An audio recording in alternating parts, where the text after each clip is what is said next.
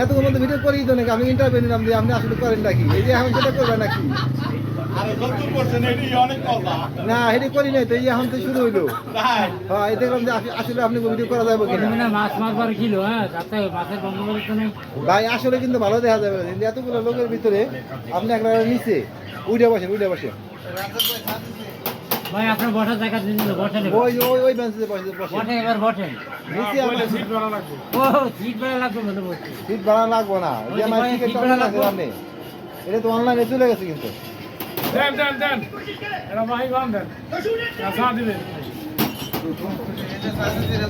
কি অবস্থা ভাই, এই অবস্থা কেন? কি করবেন? গরিব মানুষ অন্য জায়গায় বসতে সাহস পায় না। তাই না? এই জন্য নিচে এই স্থান।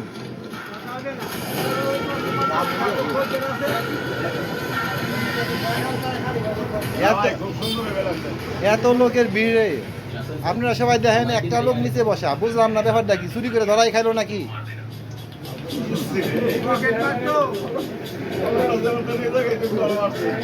ঠিক আছে ভাই বিচার আপনারা করেন।